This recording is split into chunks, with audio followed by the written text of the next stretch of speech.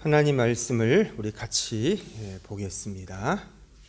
로마서 13장 4절로 7절의 말씀이 되겠습니다. 우리 한 절씩 교독하겠습니다. 그는 하나님의 사역자가 되어 내게 선을 베푸는 자니라. 그러나 내가 악을 행하거든 두려워하라. 그가 공연히 칼을 가지지 아니하였으니 곧 하나님의 사역자가 되어 악을 행하는 자에게 진노하심을 따라 보응하는 자니라. 그러므로 복종하지 아니할 수 없으니 진노 때문에 할 것이 아니라 양심을 따라 할 것이라. 너희가 조세를 바치는 것도 이로 말미암음이라. 그들이 하나님의 일꾼이 되어 바로 이 일에 항상 힘쓰느니라. 모든 자에게 줄 것을 주되 조세를 받을 자에게 조세를 바치고 관세를 받을 자에게 관세를 바치고 두려워할 자를 두려워하며 존경할 자를 존경하라. 아멘. 우리는 지금 이 본문의 말씀을 큰 그림에서 작은 그림들로 이렇게 퍼즐을 맞추듯 지금 진행하고 있습니다. 다시 말하면 은혜가 자연을 회복한다는 그런 큰 그림을 가지고 작은 그림들, 정부, 국가, 우리를 통치하는 그런 지도자들과의 관계를 지금 우리가 살피고 있는 중에 있습니다. 그러니까 은혜와 믿음의 시선이 아니고서는 결코 자연, 오늘 본문이 가르치고 있는 국가, 정부, 우리를 통치하는 그런 대통령, 그런 정치 지도자들을 이해할 수 없습니다. 하나님의 은혜를 알고 깨달아야만 비로소 이런 자연, 국가, 정부, 통치자들과 나 신자의 개인적 관계를 정당하게 우리가 설정할 수 있게 되는 것입니다. 만약 이런 큰 그림의 개념을 외면하거나 놓쳐버리면 본문이 말하는 바의 매우 지엽적이고 편협한 그런 설정에 갇히게 되어 매우 가난한 이해에 머물게 됩니다. 마치 숲을 보지 못하고 나무 한 그루 보면서 다 봤다는 식으로 이해하는 이런 근시안적인 입장에 서게 된다는 말입니다. 따라서 큰 그림을 잘 따라오셔야만 이 본문에 나와 있는 진의를 아주 분명하게 우리는 성경의 가르침대로 이해할 수 있는 것입니다. 성경은 오늘 본문의 13장 1절에 우리가 확인했듯이 각 사람은 위에 있는 권세자들, 즉 우리를 통치하는 국가와 정부, 그 권세자들에게 복종하라 라고 말씀합니다. 따라서 우리는 이 말씀 그대로 그냥 순종하고 복종해야 합니다. 그 어떠한 자기식대로의 융통성을 발휘해서는 안 됩니다. 하나님 말씀이니까요. 그럼 대본에 이런 질문이 쏟아지게 됩니다. 그러면 불의하고 선하지 못한 국가, 정부, 그런 독재자들에 대해서도 복종하고 순종해야 하느냐? 그런 질문이 쏟아질 겁니다. 여러분들은 어떻게 생각하십니까? 그 데우스 딕시트라는 라틴어 표현이 있어요. 데우스 딕시트. 하나님은 말씀하셨다라는 교리적 표현입니다. 하나님께서는 우리에게 무언가를 알려주시기 위해, 깨닫게 하시기 위해 말씀하셨습니다. 그리고 그 말씀의 내용은 법으로 우리에게 주셨어요.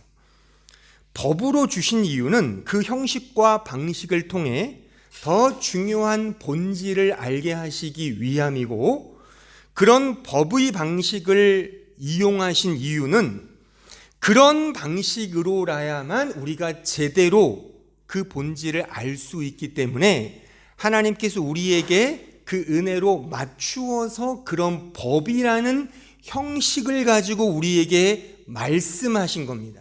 계시하신 겁니다. 그래서 하나님께서 우리에게 가장 먼저 법으로 주신 게 뭐죠? 선악과죠. 그죠? 선악과를 주셨잖아요. 이거 먹지 마. 이게 법이잖아요. 그런 선악과를 주셨고 그 선악과가 모든 율법의 시작이며 원형인 겁니다. 선악과 외에도 하나님은 당신의 뜻을 알게 하기 위하여 십계명을 주셨고 다양한 법과 규범을 허락하셨습니다. 가령 레위기 11장에 보면 정한 짐승과 부정한 짐승에 대한 법이 등장하고 있습니다. 굽이 갈라지고 새김질을 하는 짐승만이 정한 짐승이고 그런 짐승만 먹을 수가 있어요. 그렇지 못한 짐승들은 타메, 히브리어 단어인데 타메, 부정하다, unclean, 부정하다라고 하여 먹어서도 안 되고 그런 주검을 만져서도 안 된다고 명시하고 있습니다. 대표적인 동물이 돼지입니다. 그러니까 돼지고기는 성경적으로 말하면 먹어서는 안 됩니다. 얼마나 돼지고기 좋아해요, 우리. 일주일에 한 두세 번씩 먹으시죠. 제가 이번에 한국에 가니까 그 삼겹살 김밥도 있더라고요. 저는 들어는 봤는데 처음 먹어봤는데 무지하게 맛있더라고요. 참고로 오늘 점심 간식이 김밥입니다. 우리 아내와 우리 강희순 권사님이 아주 아침부터 맛나게 쌌어요. 다시 드시면서 교제하자고요. 참고로 삼겹살 김밥은 아닙니다. 염려 딱 붙들어 매고 드시면 돼요.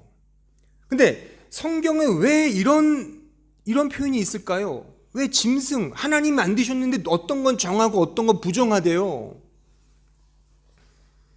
또 물에 사는 생물 중에도 지느러미가 있고 비늘이 있는 것만이 정한 생물입니다.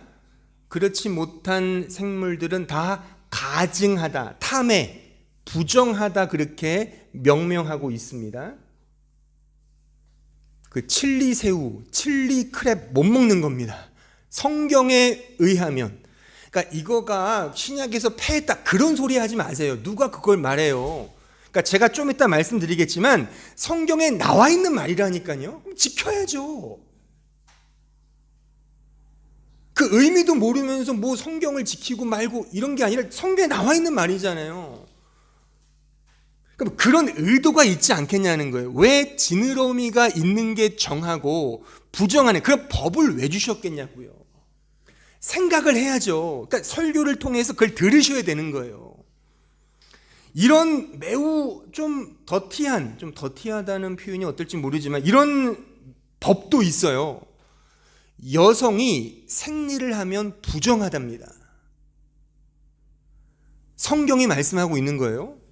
심지어 아이를 출산하면 그걸 탐해 부정하답니다.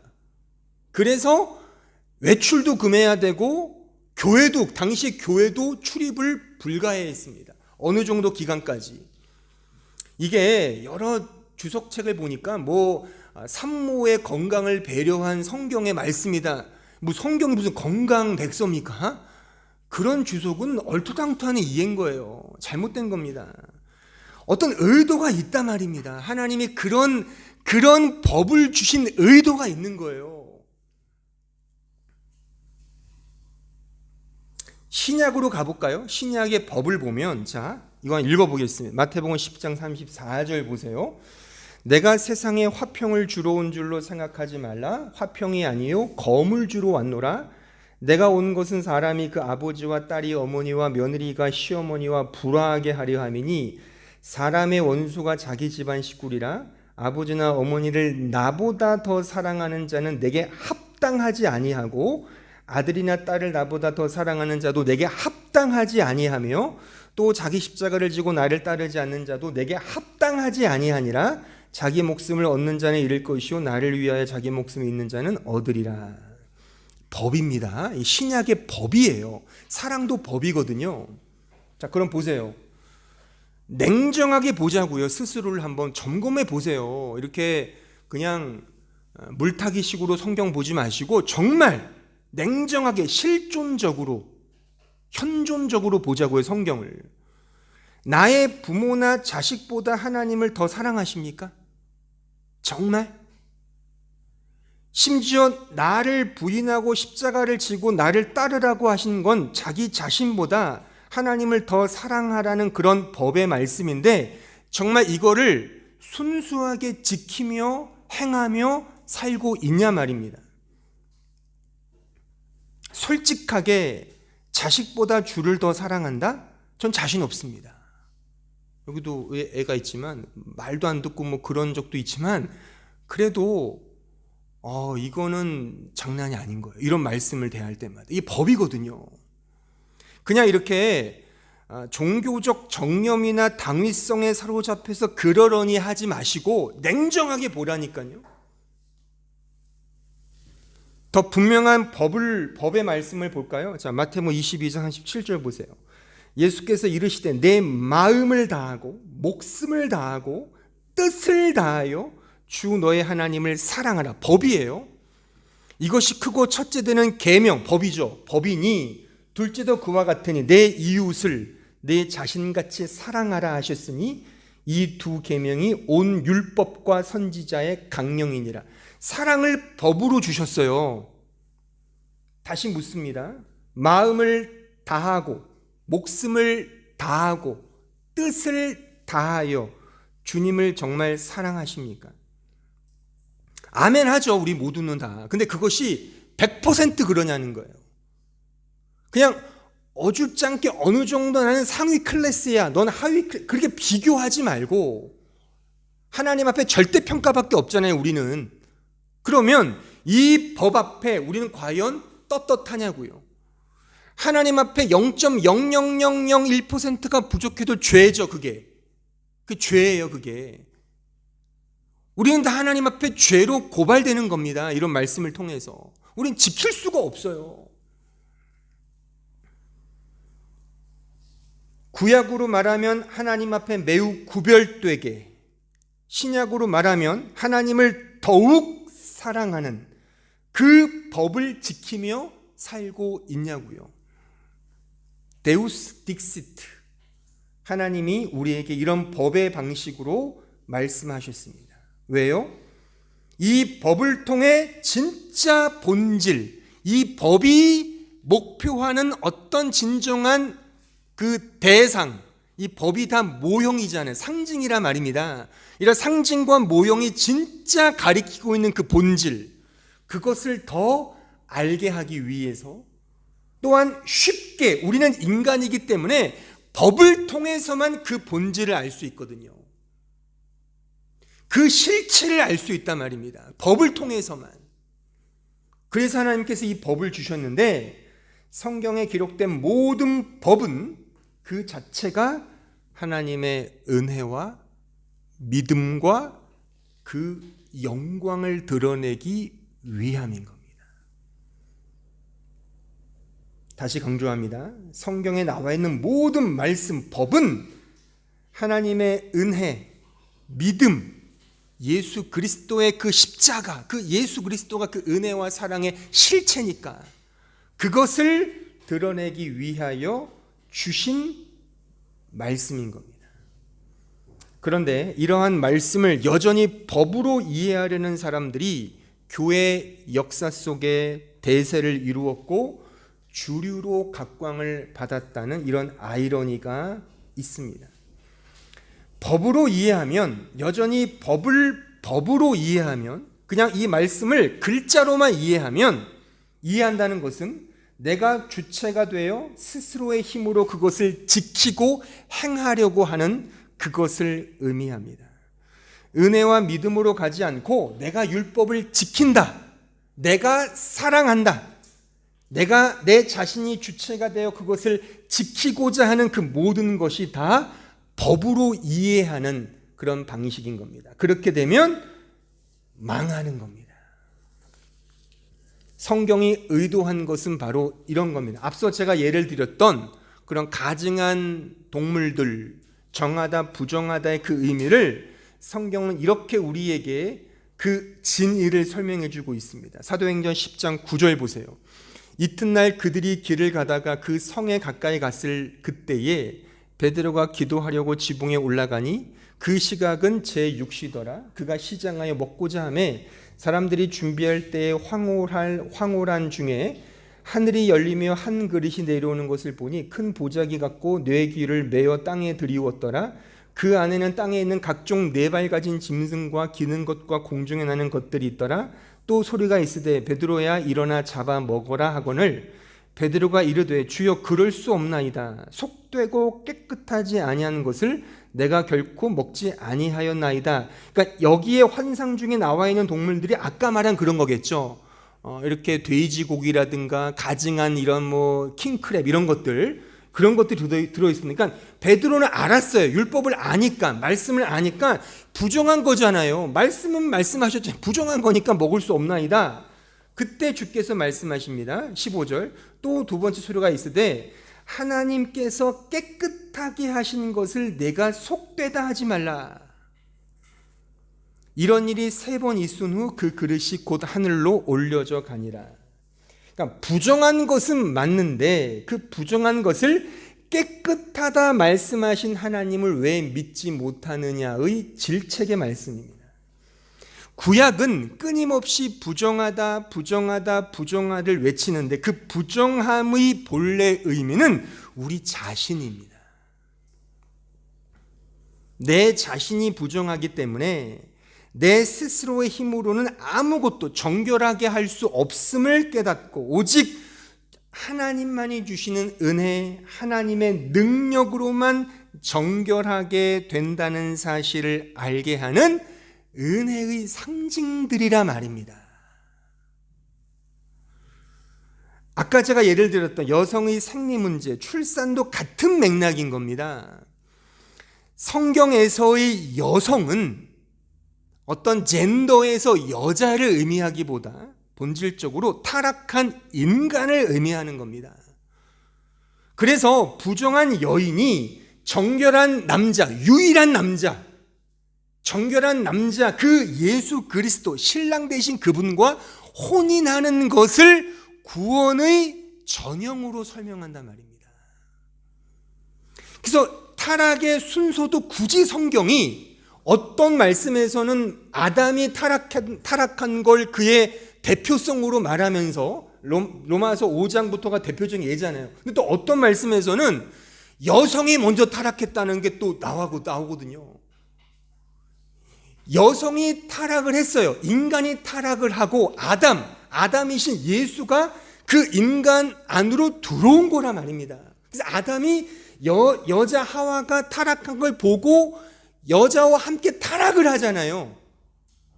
이 그림이 구원의 정확한 흐름이란 말입니다. 그러니까 성경에서 말하는 이 여자, 타락한 여자는 다 우리를 말하는 거예요. 우리가 정결한 유일한 신랑 예수와 혼인하는 게 구원인 겁니다. 신약에서의 사랑하라 말씀도 다음 이 말씀의 스토리 속에서 그 진리를 이해할 수 있습니다. 자, 요한복음 21장 15절 보세요. 그들이 조반 먹은 후에 예수께서 시몬 베드로에게 이르시되 요한의 아들 시몬아 내가 이 사람들보다 나를 더 사랑하느냐 하시니 이르되 주님 그러하나이다. 내가 주님을 사랑하는 줄 주님께서 아시나이다. 이르시되 내 어린 양을 먹이라 하시고 또 두 번째 이르시되 요한의 아들 시몬아 내가 나를 사랑하느냐 하시니 이르되 주님 그러하나이다. 내가 주님을 사랑하는 줄 주님께서 아시나이다. 이르시되 내 양을 치라 하시고 세 번째 이르시되 요한의 아들 시몬아 내가 나를 사랑하느냐 하시니 주께서 세 번째 내가 나를 사랑하느냐 하심으로 베드로가 근심하여 이르되 주님 모든 것을 아시오매 내가 주님을 사랑하는 줄을 주님께서 아시나이다. 예수께서 이르시되 내 양을 먹이라. 성경의 말씀을 법으로 이해하면 그것을 내가 지키려고 합니다. 내 힘으로 사랑하려고 합니다. 그게 아닙니다. 내가 사랑하는 싸움이 아니라, 잘 들으십시오. 내가 나를 사랑하시는 하나님의 그 사랑이 내 안에 있음을 알고 믿고 확인하여 그 사랑을 흘려주는 거예요. 내가 내 사랑을 흘려주는 게 아니라 그리스도의 사랑이 나에게 부어졌잖아요. 그 사랑을 흘려주는 거예요. 그러니까 그 사랑에는 내 자랑이 있을 수가 없죠. 그 사랑조차도 하나님의 사랑이니까. 내 영광이 드러나는 게 아닙니다. 영광을 드러낸다는 말을 많이 하는데, 나는 영광을 드러낼 만한 그런 발광체가 아닙니다. 해와 달이 있잖아요. 해, 달 중에 어떤 게 이 발광체죠? 해이죠. 달은 발광체가 아닙니다. 달은 어둠 속에 햇빛을 반사하는 반사체인 거예요. 해만이 유일한 발광체인 것처럼 하나님의 영광만이 나에게 쏟아지는 거예요. 우리는 그걸 그냥 반사하는 것뿐이에요. 그러니까 내 자랑이 없는 거죠. 그래서 성경은 우리의 자랑이 없다는 거예요. 우리의 구원조차도요.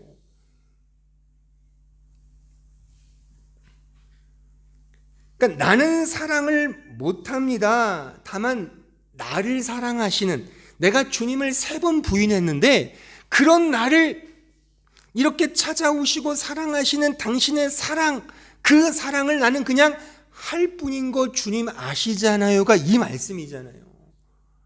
이날 같았으면 막 거들먹거리면서 나 주님 사랑해요, 나 주님 배반 안 해요, 누가 다 주님을 버려도 나는 주님을 따를 겁니다라고 호언장담했는데, 이렇게 와서야 비로소 하나님의 사랑을 아는 겁니다.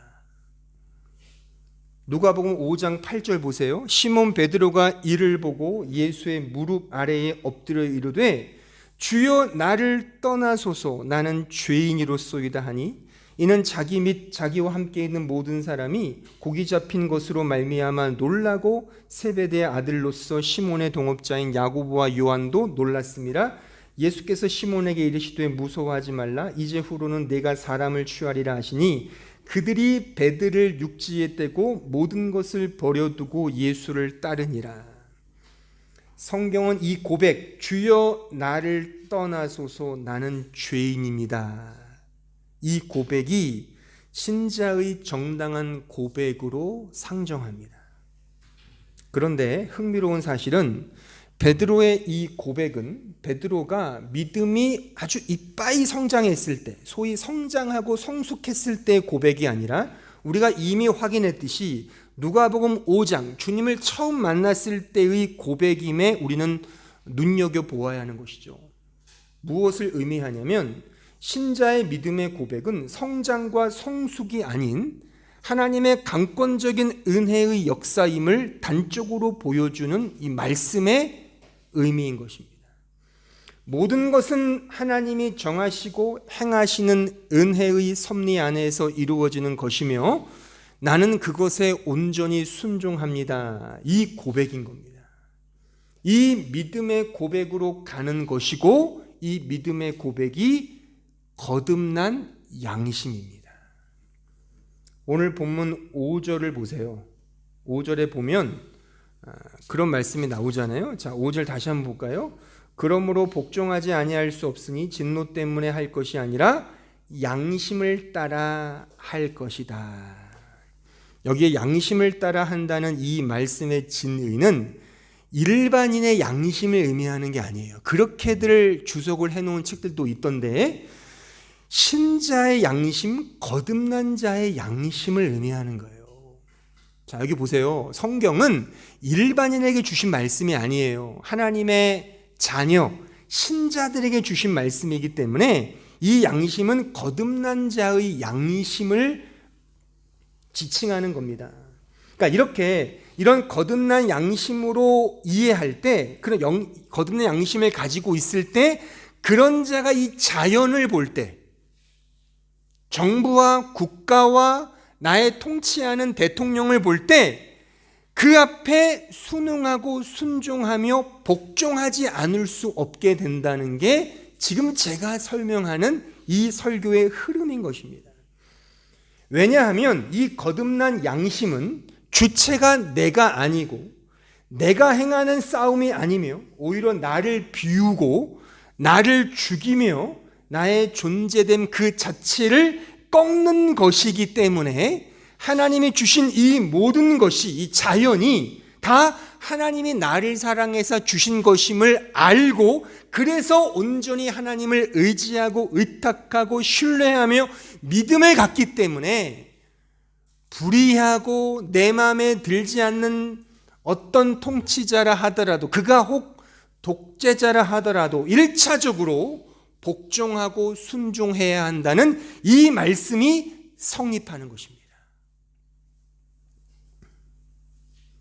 은혜를 아는 거듭난 양심은 나에게 주어진 모든 자연, 정부, 국가 등이 하나님이 나를 사랑하사 나를 위해 허락하신 은혜의 역사임을 알고 고백하게 됩니다. 그래서 순응하고 순종하며 심지어 복종하게 되는 겁니다. 이와 동시에 은혜를 아는 거듭난 양심은 나에게 주어진 이 자연과 환경, 여건, 배경 등을 통해 나 자신을 돌아보게 합니다. 나 자신을 돌아보게 해요. 여기서 나 자신을 돌아본다는 말은 나에게 주어진 모든 것이 자연스러움, 다 자연스러운 거잖아요. 나에게 주어진 이 자연스러움을 부정하는 경향으로 살게 된다는 그런 의미입니다. 이 은혜는 신자로 하여금 자연적인 것에 대해서 역행하게 만들고 신적인 것에 대해 순행하게 만듭니다. 따라서 우리에게 주어진 모든 자연스러운 것을 자연스럽지 않게 받게 되는 것입니다. 기존에 내가 알고 있던 모든 것에 대한 부인을 의미하는 겁니다. 그래서 신자는 이러한 것들을 고난으로 포착하고 이해하는 법인 거죠. 나에게 늘 자연스러운 것들이 은혜를 알고 거듭난 양심으로 비춰보면 다 자연스러운 게 자연스럽지 않게 느껴지는 거죠. 근데 그 자체가 고난으로 접수되죠. 심지어 이 부정과 부인의 대상 속에는 지금 제가 설명한 이 자연도 속해 있지만 심지어 신에 대한, 하나님에 대한 개념도 들어 있습니다. 따라서 우리가 원래 갖고 있던 신 개념이 와해되고 성경이 말하는 나를 굉장히 불편하게 만드는 매우 부자연스럽고 생소하고 생경한 신의 개념이 나에게 이렇게 투사되는 거예요. 그래서 되게 힘들어지는 거죠. 그러니까 우리가 대표적으로 사랑하라는 게 그런 거잖아요. 나는 내가 원하는 사람끼리만 살고 싶어요. 우리는 다 그렇잖아요. 끼리끼리 유유상종 마음에 맞는 사람끼리 살고 싶은데 성경은 원수를 사랑하라라고 치고 들어오시네. 그러면 그런 말씀을 실존적으로 받으면 너무 아프죠. 아프지 않으면 가짜입니다. 사짜입니다. 아파야 정상인 거예요. 왜요? 내 본래의 자연스러움과 개겐타일을 일으키기 때문에 어려움을 겪게 돼요. 이걸 우리는 고난으로 접수한단 말입니다. 우리는 원래 신에 대한 개념을 기복적 신 개념으로 이해하고 종교 생활을 영위했어요. 모두가 마찬가지예요. 다. 나에게 신이 복을 주는 그런 신 개념을 가지고 하나님을 믿고 살았어요. 지금도 그럴 수도 있습니다. 그런데 그런 신 개념이 와해되는 거죠. 예수를 믿으면 더 복되고 더 잘 돼야 되는데 더 고난과 어려움에 직면하면서 우리는 늘 혼돈을 일으키고 심지어는 갈등을 일으키며 심지어는 원망하게 됩니다. 신개념에 기존에 알고 있던 자연적인 신개념이 와해되고 새로운 매우 생소하고 생경한 부자연스러운 그런 하나님에 대한 정서가 나에게 찾아오는 거예요. 이게 믿음입니다. 자, 그러므로 신앙생활을 깊이 하면 할수록 기존에 내가 생각하던 그런 하나님의 경험이 적어집니다. 이 적어지는 이 상태를 통해 우리는 하나님이 나를 만나주시지 않는구나라고 오해하곤 하는 거예요. 이런 맥락에서. 거듭난 양심을 가지고 있는 신자들에게는 은혜가 더 깊어지면 깊어질수록 인간적 차원에서 힘들고 고되고 고통스러운 이유가 바로 여기에 있는 겁니다. 제가 예를 하나 들어보겠습니다. 제가 이번에 한국에 방문했을 때 주로 머물렀던 곳이 강원도 평창이었습니다. 제가 있던 처갓집이 뒤로는 이렇게 잠두산, 백석산이 쫙 있고 앞으로는 금당산과 검은산이 마치 영화관의 스크린처럼 쫙 수놓고 있는 매우 아름다운 경치를 가진 위치였습니다. 그러니까 제가 머문 집이 약간 언덕 위에 있었거든요. 그러니까 저 만치 밑을 보면 밭이 쭉 펼쳐져 있고 저 만치에 KTX가 지나가는 철로가 있어요. 그리고 철로 밑으로 사람들이 왔다 갔다 할 수 있는 터널이 하나 보였습니다. 제가 이렇게 산책을 좋아하니까 조깅을 하려고 제가 목표를 저기 터널로 통과해서 가보자. 그래서 제가 언덕 위에 집에서 내려왔어요. 내려와서 그 터널을 향해 뚜벅뚜벅 걷기 시작했는데 근데 그 길이 S자로 휘었거든요. 그러니까 먼 집에서는 터널이 보였는데 정작 가다 보니까 터널이 사라진 거예요. 시선에서. 분명히 더 가까이 가고 있는데 터널이 사라진 거예요. 분명 알죠? 더 가까워지는 걸 안다 이겁니다. 마치 산을 올라갈 때, 등산할 때 땅에서는 이 산 밑에서는 정상이 보이죠. 저게 정상이구나 보이는데 정작 산을 타고 올라갈 때는 정상이 안 보이죠. 각도상 안 보이잖아요. S자니까 굴곡해지는 각도에서는 저 터널이 안 보이는 것처럼. 이런 예는 사실 여러 석학들이 많이 자신의 책들에서 인용한 글들이 많은데 저는 하나님을 향해 나아간다는 것도 마찬가지라고 생각을 합니다. 우리는 쉽게 신앙생활을 오래 하고 말씀을 많이 알고 찬양을 잘 부르고 기도를 이빠이 하면 하나님을 대번에 만난다고 착각을 해요. 근데 그 하나님이 여러분들이 만든 하나님일 수 있음을 주의 깊게 상정하셔야 돼요. 오히려 믿음 생활을 오래 하면 할수록 왜 하나님이 나에게는 안 나타나시지? 왜 나의 기도에 응답을 안 하시지? 하나님이 시선에서 사라진 듯한 느낌이 더 많단 말입니다. 그 이유를 제가 설명하는 그 이유는 뭐라고요? 내가 만든 기존의 그 신개념이 와해되고 있다는 사실입니다. 그리고 외부에서의 하나님이 아니라 네 안에 내가 있지 않냐? 너 안에 나를 찾으라는 하나님의 더 큰 은혜의 메시지임을 이러한 말씀의 흐름 속에서 우리는 이해할 수 있어야 되는 거예요. 언제나처럼 쉽게 기도에 그냥 제각자가 응답받고 하나님을 늘 만나고 사짜입니다. 이런 사람 조심하십시오. 전혀 생소하고 생경하고 전혀 자연스럽지 않은 그런 하나님이 나에게 투영되고 투사되고 나에게 찾아온다는 사실을 우리는 꼭 기억을 해야 되는 것이죠. 그러니까 이러한 모든 것들이 거듭난 양심을 통해 깨어난 영성이라는 거예요. 언제나 내 욕심을 위해 살고자 했던 자기 사랑에 빠져 있는 이런 나에게 거듭난 양심은 그런 자연적 욕망과 정반대의 삶을 살게 하죠. 그래서 그것이 고난인 겁니다. 은혜를 알고 거듭난 양심은 나 자신의 실체를 홀딱 발가벗깁니다. 그래서 부끄럽게 만듭니다. 근데 인간은 그런 부끄러움을 알고 자기 힘으로, 자기 스스로 무화과 납을 엮어서 옷을 입죠.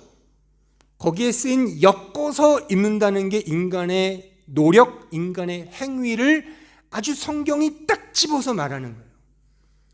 반면에 하나님께서는 가죽옷을 그냥 입혀주시죠. 거기에 가죽옷을 꼬여서 만들었다, 가공했다는 말씀이 없어요. 그런 단어가 없습니다. 하나님이 그냥 은혜로 입혀주신 거예요. 그겁니다. 그겁니다. 은혜는 또한 이 법은 우리를 홀딱 발가벗기는 그러한 방식인 겁니다. 이러한 영적인 정서를 은혜로서 이해하지 못하고 자꾸 법으로서 파헤치려고 하면 기독교의 믿음과 신앙생활을 소위 가스라이팅이라고 쉽게 단정하고 비판합니다. 대표적인 사람이 그 유명한 버틀란트 러셀이죠. 들어보셨어요? 버틀란트 러셀? 그가 쓴 유명한 명저가 있죠. 녹을 까댄 나는 왜 기독교인이 아닌가, 그 책을 썼어요. 그래서 그 사람 영국의 철학자이고 수학자인데 평생토록 대학 교수직을 못 얻었어요. 기독교와 싸워서. 그 당시 영국 교회가 셌잖아요. 그러니까 이런 사람 교수직 주면 안 돼. 근데 오히려 잘 됐어요. 교수직을 얻지 못하니까 생계가 궁핍하잖아요. 그러니까 이 사람이 책을 쓰고 강연을 해서 대박을 터뜨린 거예요.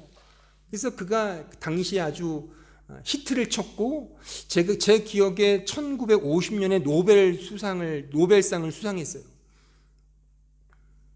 근데 그 사람의 그 책에서 기독교가 대중에게 행사하는 자극제 3가지를 꼬집었는데, 기독교는 이런 자극제를 가지고 사람들을 선동한다는 거예요. 뭐냐면 공포, 자만, 증오. 요 3가지 자극제를 통해 사람들을 가스라이팅 시켜서 서로 싸우게 하고 증오를 일으키고, 그래서 막 서로 이렇게 헐뜯고 싸우게 한다는 거죠. 그게 꼬집은 겁니다. 근데 이 사람이 전형적으로 제가 볼 때 은혜를 모르기 때문에 기독교의 이 복음과 은혜의 복음을 이렇게밖에는 이해를 못하는 거예요. 그러니까 성경에 나와 있는 소위 죄인됨, 자기 부인, 십자가를 지는 삶, 이런 것들을 자기 학대로 이해한 거죠. 그러니까 가스라이팅으로 이해하여 이런 것들을 다 우리의 증오와 교만과 불안과 두려움을 조장시키는 매우 잘못된 거다, 이렇게 꼬집어서 비판을 했단 말이죠. 은혜를 모르니까. 물론 당대의 기독교가 너무 지나치게 폭력적이었던 건 사실이에요. 막 전쟁을 일으키고 막 이런 식으로 했으니까, 기독교 제국주의자들이. 하지만 진정한 이 은혜의 복음을 알면 이렇게 기독교를 폄훼할 수 없죠. 성경이 말하는 죄인됨, 자기 부인, 너의 죄된 꼬라지를 알아라, 이것은 우리를 학대하는 게 아니라 그것을 통해 진짜 하나님의 은혜가 뭔지를 알게 하는 하나님의 은혜의 역사인데, 그냥 그 표현들과 그 내용들을 겉으로 법으로만 아니까 그렇게 버틀란트 러셀은 탁월한 석학도 기독교를 오해하여 나는 왜 기독교인이 아닌가라는 책을 써서 대중들을 혼돈시킨 겁니다. 성경은 그 모든 것이 은혜임을 말씀합니다. 은혜를 알고 거듭난 양심은 신자로 하여금 하나님을 신뢰하게 합니다. 그러기에 모든 것을 그에게 맡기고 믿음으로 살게 하는 것이죠. 운명론자를 만들거나 회의론자를 양성해내거나 비관론자를 이렇게 막 배출해내는 그런 기독교가 아닙니다. 전적 타락과 죄인 중에 괴수임을 깨닫는 것은 오직 은혜를 붙드는 자만이 가질 수 있는 진정한 자유와 기쁨임을, 위로와 행복임을 우리는 꼭 알아야 할 것입니다. 저는 그래서 종종 이런 비판을 받습니다. 지금도 종종 이렇게 이메일로 받기도 해요. 여기는 이제 남아있는 분들은 거의 없는데 이런 비판이에요. 왜 자꾸만 죄만 강조하냐? 그러면 기가 죽어 살 수 있냐? 목사님의 설교를 들으면 기가 사는 게 아니라 기가 빨린대나? 뭐 그래요. 그럼 저는 이렇게 말하고 싶어요. 버틀란트 러셀로 보면 그렇게 이해할 수 있습니다. 저는 정확히 반대를 지금 말하고 있는 거예요. 죄를 강조하는 것은 은혜를 강조하기 위함이고, 우리의 꼬라지를 도발하는 이유는 하나님의 사랑 안에서 참된 자유를 누리기 위함입니다. 세상적으로 으쌰으쌰 쌈쌈하고 쏠쏠한 덕담이 진정한 위로와 힘과 용기와 자유를 주는 것이 아니라 하나님의 은혜라 말입니다. 백보양보에서 러셀의 주장이 맞으려면 하나님의 존재가 없거나 그 은혜가 없다면 말이 됩니다. 하나님의 존재도 없고 그의 은혜도 없는데 종교가 종교적 어떤 영달을 위해서 끊임없이 공포와 증오를 유발시켜 신도들을 가스라이팅시켜 철저히 교회의 명령에 복속시키는 이런 잘못된 종교가 생길 수 있죠. 하지만 하나님은 살아계시고 그의 전능한 은혜가 있음을 우리는 압니다. 따라서 우리의 죄인됨은 그 자체가 끝이 아닌 은혜로 향하게 하는 무한한 사랑의 기름을 우리는 꼭 기억해야 하는 것입니다. 은혜가 자연을 회복하면 모든 것은 문제되지 않습니다. 문제는 은혜를 모르기 때문에 나타나는 현상입니다. 문제는 은혜를 모르는 여러분 자신에게 있음을 꼭 명심하십시오. 은혜는 단회적이지 않습니다. 죽을 때까지 그 은혜만을 붙드는 거예요. 또 오늘 은혜가 오랜만에 왔는데 또 은혜의 이름을 아주 오늘 도배를 하네요. 환경과 여건과 배경과 가정사와 여러분들이 가진 돈의 수준, 가정의 수준, 학벌과 스펙, 국가와 정부, 사회 제도, 문화적 차이 등이 문제가 아니에요. 독재자가 있어서 망하는 게 아닙니다. 독재자를 몰아내고 선량한 군주를 세운다고 이 역사가 발전했습니까? 역사를 보시라니까요. 역사를 보시라니까. 역사가 우리에게 주는 건 은혜의 복음인 거예요. 은혜의 복음이라니까요. 그러니까 제가 자꾸만 강조하는 이 용어와 멘트와 표현들을 잘 숙지하십시오. 이렇게 종종 같이 교제하거나 이렇게 얘기 나눠보면 복음을 모르는 것 같아요. 여러분들 말하는 게 아니라 그렇다고 또 자리를 멀리 하지 마시고, 그러니까 겸손히 자신을 돌아보십시오. 돌아보시고 정말 나를 여전히 사랑하시는 그 하나님의 은혜의 말씀 앞에 자신을 드리면 됩니다. 은혜를 모르는 나의 문제이고 우리 스스로를 돌아보는 그런 자들이 돼야 하는 겁니다. 나는 결코 문제가 없는데 남이 나를 알아주지 못한다고 서운해하거나 교만의 늪에 빠지지 말고 은혜와 믿음을 따라 스스로를 돌아보시고 그런 나를 여전히 사랑하시는, 오늘 찬양도 불렀잖아요. 욥의 기도, 그게 그거잖아요. 그런 내가 욥이 나잖아요. 나. 그렇다고 욥이 그 막판에 그걸 고백했다고 끝이었을까요? 모든 동화가 끝은 해피하죠. 행복하게 살았답니다. 진짜 그랬을까요? 진짜? 우리의 현실과 실존은 만만하지 않습니다. 죽을 때까지 그래서 겸손히 하나님의 은혜만을 붙들고 그 은혜의 옷자락만을 붙들고 따라가는 거예요. 거기에 하나님의 능력과 하나님의 승리가 있다는 사실을 꼭 기억하시고 은혜와 믿음을 따라 스스로를 돌아보시며 그런 나를 여전히 사랑하시는 그 하나님을 우리의 마음의 눈으로 바라보며 믿음으로 살아가는 참된 신자가 되기를 진심으로 기원합니다. 기도하겠습니다. 은혜로우신 아버지 하나님, 감사합니다. 우리에게 이 복음의 말씀을 또 허락해 주시고 다시 한번 우리 자신의 연약함과 나약함을 깨닫습니다. 하나님, 우리가 바로 이런 자들입니다. 그런데 은혜가 자연을 회복한다는 말씀 속에 모든 것이 그 은혜 안에 다 내재되어 있고 확정되어 있고 완성되어 있음을 또한 확인합니다. 그러기에 겸손히 하나님의 은혜만을 붙들며 믿음으로 살아가는 주의 백성들 될 수 있도록 축복하여 주시옵소서. 우리 한마음 교회 모든 성도들 한 사람도 이 은혜의 복음을 깨닫지 못하는 자가 없도록 주님께서 강권적으로 역사해 주셔서 어린 아이들부터 어른에 이르기까지 신앙생활의 그 초년부터 오래 한 모든 신자들까지 오직 우리는 은혜만이 나의 유일한 소망입니다. 오직 예수 그리스도만을 의지합니다. 이 고백으로 한평생 살아가는 주의 자녀들 되게 하여 주시옵소서. 예수님의 이름으로 기도하옵나이다. 아멘.